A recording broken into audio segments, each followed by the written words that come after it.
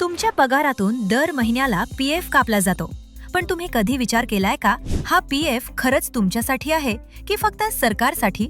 जर आज नोकरी गेली किंवा उद्या काम करण्याची ताकद उरली नाही तर तुमच्याकडे किती पैसे असतील? हा व्हिडिओ शेवटपर्यंत पाहिलात तर पीएफ कडे पाहण्याचा तुमचा दृष्टिकोनच बदलेल. बहुतेक लोकांना वाटतं पीएफ म्हणजे जबरदस्तीची कपात, पण खरं सांगायचं तर पीएफ म्हणजे अशी सेव्हिंग जी तुम्ही कधीच करू शकला नसता, कारण पगार येतो आणि खर्च आधी होतो. पण पीएफ म्हणतो खर्च नंतर, भविष्य आधी. एक महत्वाची गोष्ट ऐका, पीएफ मध्ये तुम्ही एकटे पैसे टाकत नाही, तुमचा एम्प्लॉयर सुद्धा दर महिन्याला तुमच्यासाठी पैसे टाकतो. म्हणजे एकाच सेव्हिंग मध्ये दोन लोक काम करतायत, तुम्ही आणि तुमची कंपनी. असा फायदा कोणत्याही एफडी किंवा सेव्हिंग अकाउंट मध्ये नाही. आज लोक विचारतात मार्केट क्रॅश झाला तर काय? पीएफ बद्दल एकच वाक्य लक्षात ठेवा, पीएफ हे गव्हर्नमेंट बॅक्ड आहे, त्यामुळे आपण टेन्शन फ्री राहतो. स्टॉक मार्केट सारखे चढ उतार नाहीत, रिस्क जवळजवळ शून्य. रात्री शांत झोपायचं असेल तर पीएफ सारखी इन्व्हेस्टमेंट हवी.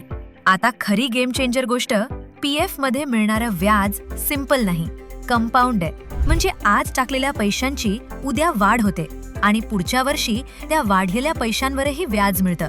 20 ते 25 वर्षात हा पीएफ तुमच्यासाठी लाखांचा नाही तर कोटींचा आधार बनू शकतो.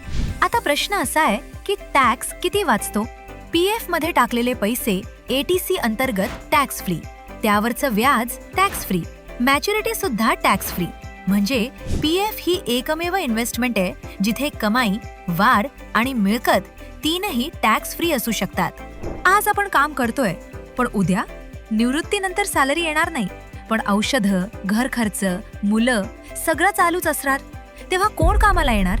ईपीएफ आणि ईपीएस म्हणजे स्वतःच्या पैशावर स्वाभिमानाने जगण्याची ताकद. सेव्हिंग करायला सगळे सांगतात, पण सेव्हिंग शिकवणारी सिस्टम पीएफ सोडून दुसरी नाही. कारण पैसा हातात येण्याआधीच तो सुरक्षित ठिकाणी जातो. नाहीतर आपण म्हणतो पुढच्या महिन्यापासून सेव्ह करतो. आणि हो, पीएफ म्हणजे पैसे अडकलेले नाहीत. मेडिकल इमर्जन्सी, घर, शिक्षण, गरज पडली तर पार्शल विड्रॉ शक्य आहे. म्हणजे पीएफ लॉक नाही, सपोर्ट सिस्टम आहे. पीएफ म्हणजे पगारातून कापलेले पैसे नाहीत, तो तुमच्या भविष्यासोबत केलेला करार आहे. आज थोडं कमी हातात आलं तर उद्या आयुष्यभर आर्थिक शांती मिळते. हा व्हिडिओ उपयोगाचा वाटला तर लाईक करा, शेअर करा आणि अशाच प्रॅक्टिकल मराठी आर्थिक माहितीसाठी चॅनल सबस्क्राईब करा. आणि कॉमेंटमध्ये सांगा तुम्ही पीएफ ला सेव्हिंग समजता की बर्डन.